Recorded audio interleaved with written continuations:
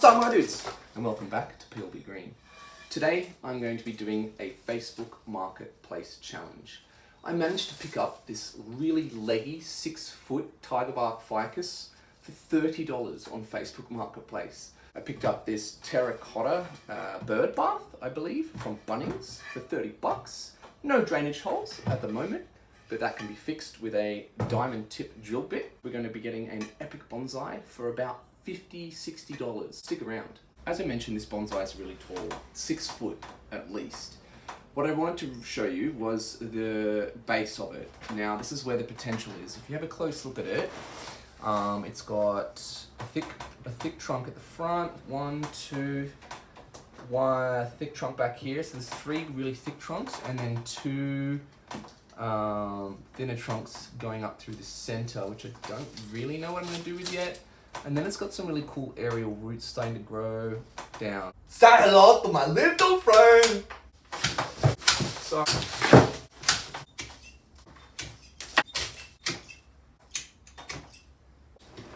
yeah, that's what I thought. Just come loose like this. Whoa. Handy dandy root rake. Spin, baby, spin. I'm pretty sure this is the front of the tree, and this is going to make a really big mess, which is kind of one of my favorite parts about gardening and bonsai in general. But I'm just going to work my way around, pulling out from the center of the tree. If some of those finer roots break, that's absolutely fine, because you're only going to be using the radial roots that come out in a radial direction from the trunk anyway. So all of these tiny ones that cross over, initially if you get some tears, it's okay. And this is from another little weedy tree. So making my way around, look at this chunky monkey of a root. Wraps around the pot here.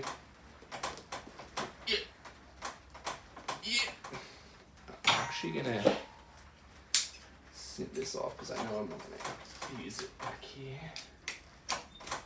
Okay, that should make it easier. Oh my goodness. Epic excavation. I think I'm gonna tip this on its side and use a saw to cut off the bottom portion of all of this root base, because I know I'm not going to be using it anyway.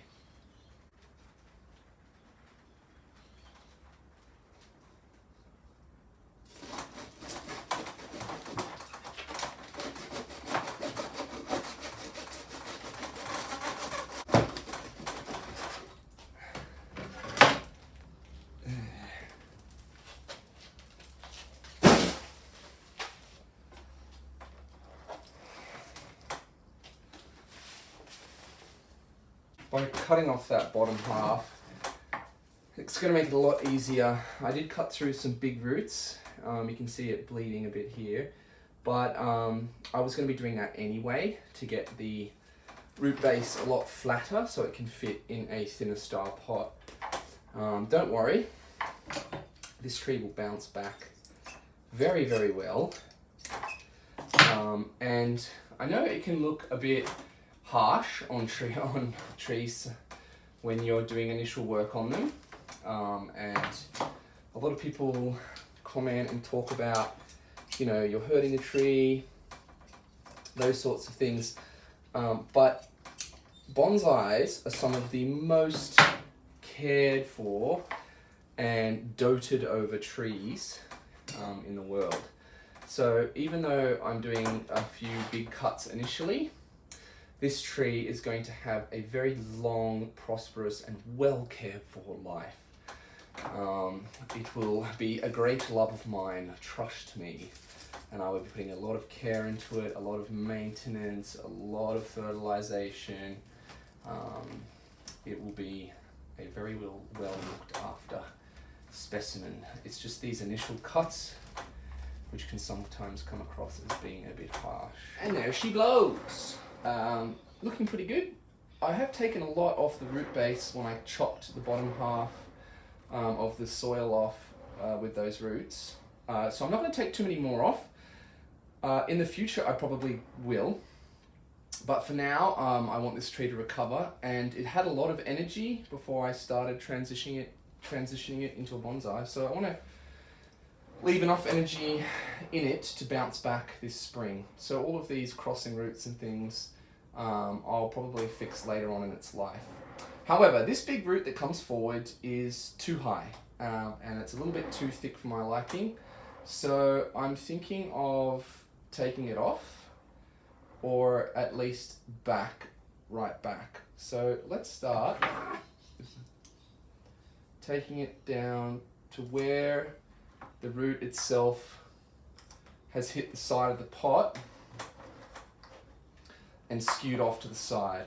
It's done that as well down here with this bulbous root, so I'll just take that off. Anywhere where a root has come to the side of the pot and changed directions by force, I usually try and take off. Or any root that is going off at a completely random direction that isn't necessary, I'll take off as well. But as I said, I am not going to do much more than that, at least at this early stage. I think this can stay on. I've taken off enough, and I really like it. If I could, it would be cool if I could keep it as a feature.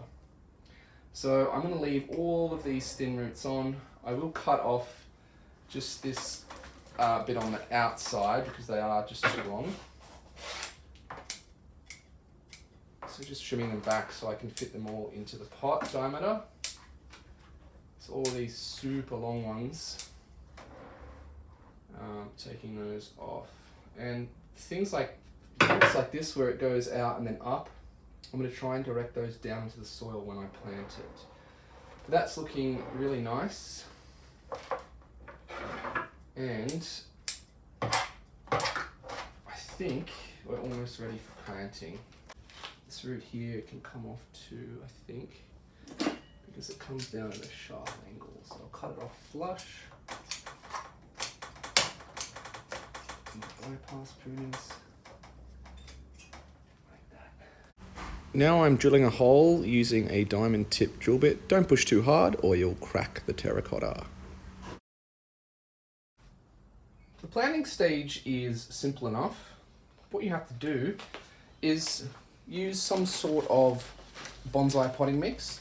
I use this cacti and succulent potting mix because it's the exact same thing and it's about half the price. So I tend to utilize this and it works really well. If I put this straight into this pot with this large drainage hole that I drilled, it's just going to fall straight through. So I need some sort of mesh or fly screen to stop the soil from falling through. Just cut off a small amount that's going to cover the edge of the hole. Place it down like that. And you're going to need to put in a base layer of bonsai soil before your tree goes in. First handful I always put in gently to cover that screen, set it in place. Now because this pot is circular, it doesn't really matter about the front of the tree, but let's just see if she fits. Kind of rotate it down into the mound.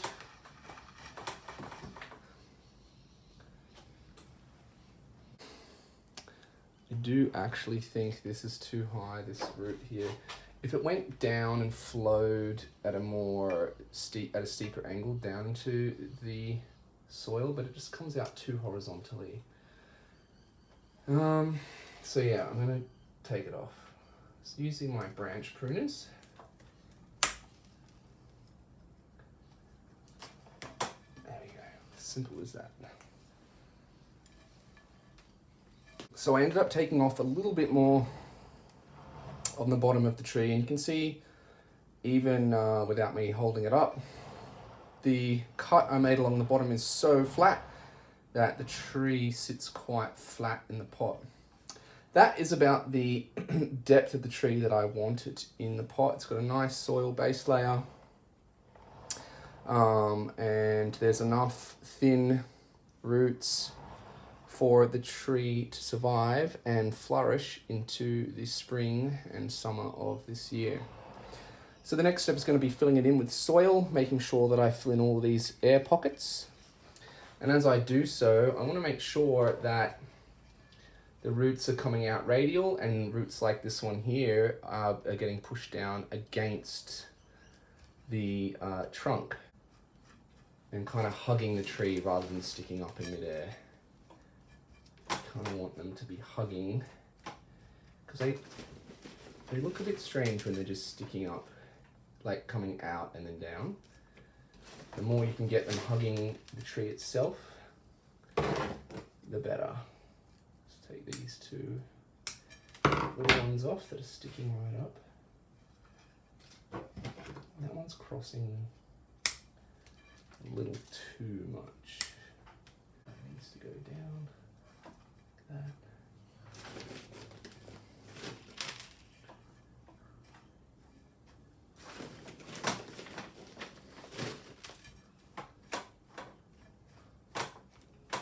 Now before I put in the final top coat of soil, I'm going to use some rocks just to hold down the tree in place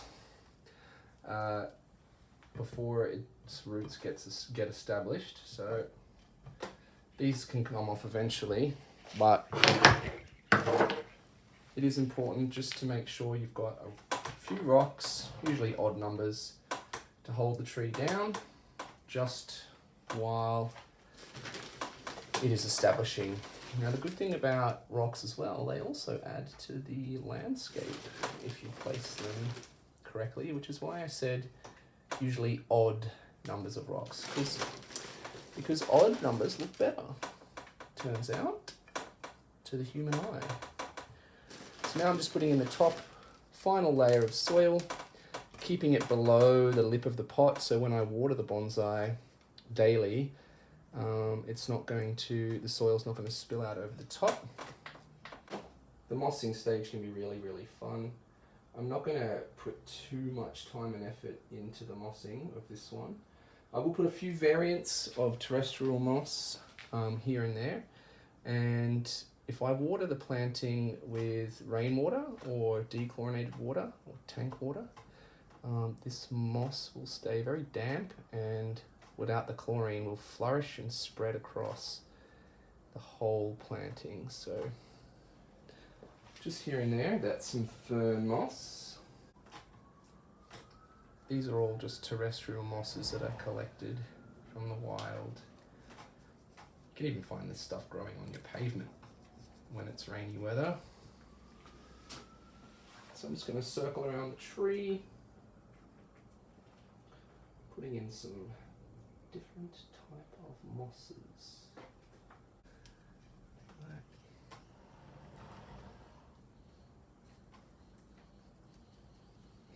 Yeah, putting them in little cracks and crevices around rocks and around the base of the tree. And as I said, it will eventually spread like wildfire. Just before watering and finishing off this tree, I'm going to have a look again at the top branches. I'm not going to do much, I'm just going to cut a few of these really tall, skinny sections back where there's no taper or kind of movement to the branches.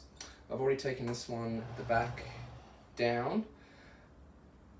This one here has some really good division up higher, but there's a really cool shape to it down here.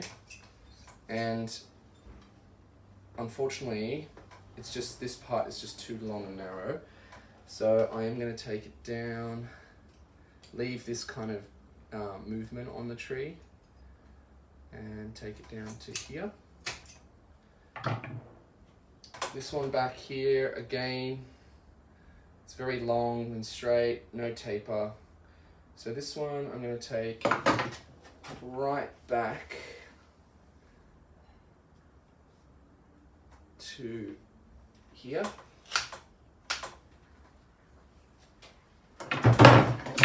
Just get that last little bit of bark.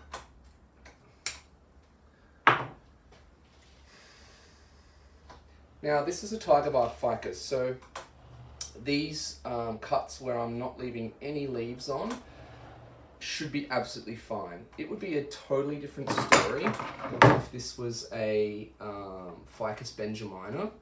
Ficus benjamina are really temperamental when you cut their foliage off. If you don't leave at least a few leaves on a branch, I find that 9 out of 10 times that branch will die back, and usually the whole tree will die as well.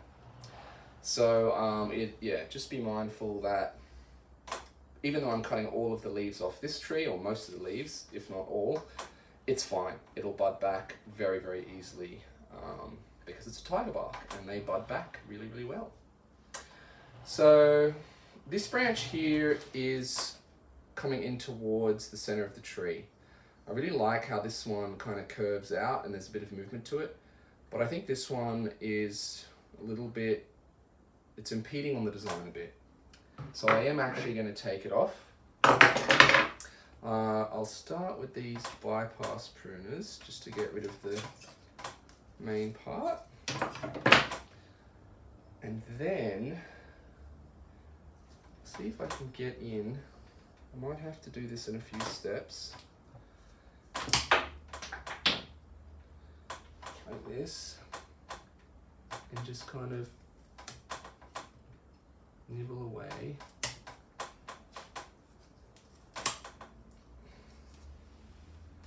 At that cut point there.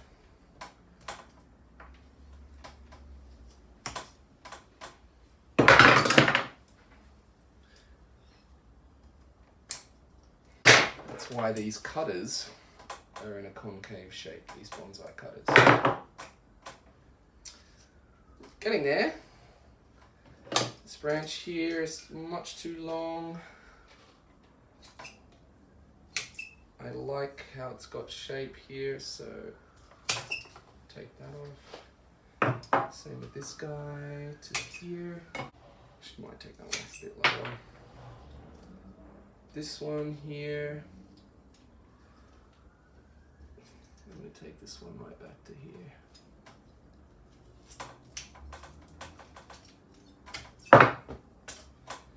Alright, as for this last little bit here with the leaves on it, unfortunately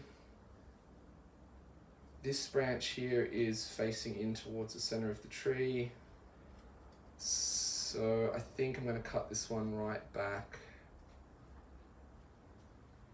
down to there. And now there are no more leaves on the tree. Sad face. But it's just like defoliating. It did have, as I said, it did have a lot of strength already to it. So this tree should bounce back very, very easily.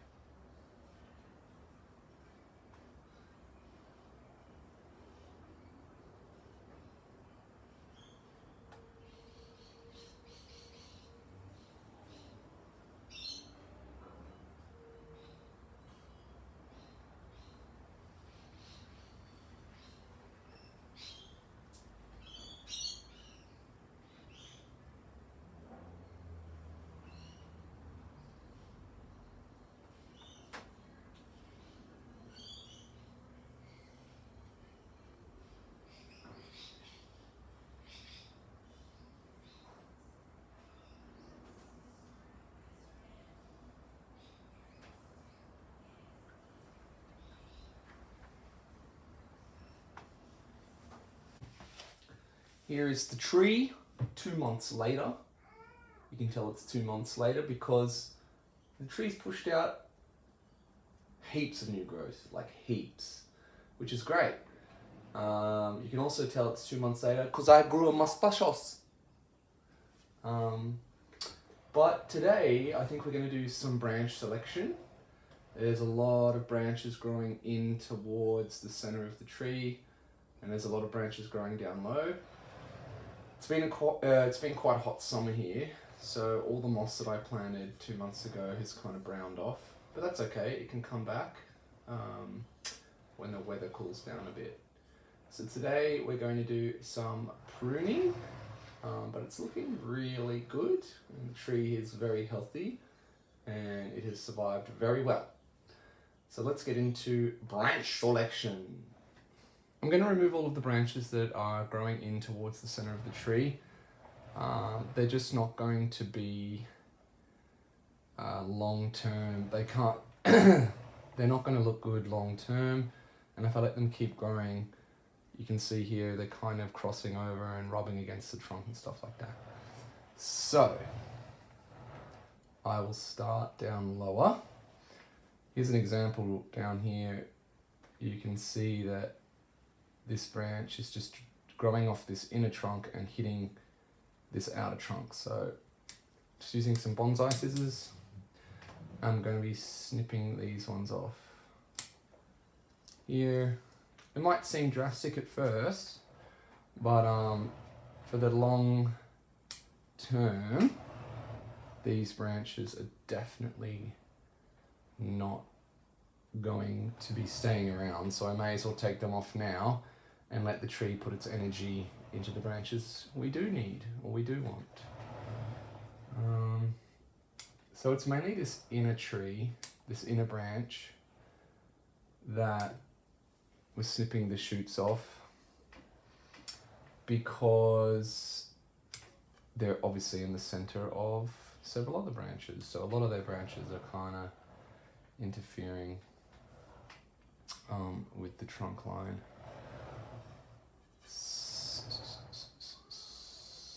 Here there's two shoots growing from one spot, so I'm going to choose the one that I like the direction of more.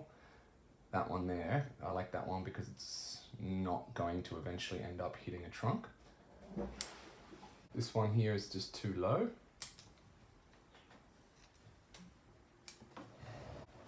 Ficus have this tendency to, when they're shooting out, putting out new shoots, they put out heaps of branches from one point. Like here, look. Or actually, here's a great example. There's 1, 2, 3, 4, 5, 6, 7 shoots from one point. So I'm just going to cull them down to 1. And it's kind of good because you can choose the one that is going in the best direction. So it's pretty helpful sometimes. Other times it's mildly frustrating, but you know, can't complain.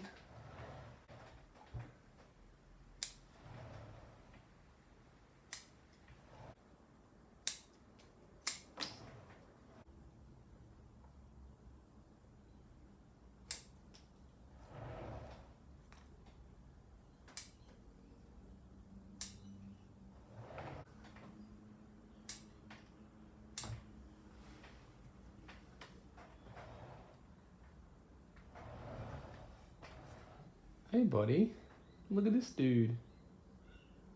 What a dude. Hey man, what? There's a couple of things like these two ladder branches that I'm not too sure about. They're ladder branches because one's right directly above the other. But I don't know which one I want to keep yet, so I'm just going to leave them for now.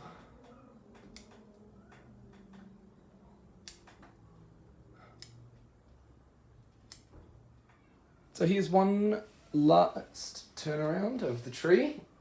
Give you a full rotation. Looking a little sparse, of course, but when these branches that I've selected to keep grow in, they will be, the canopy will be quite luscious and thick.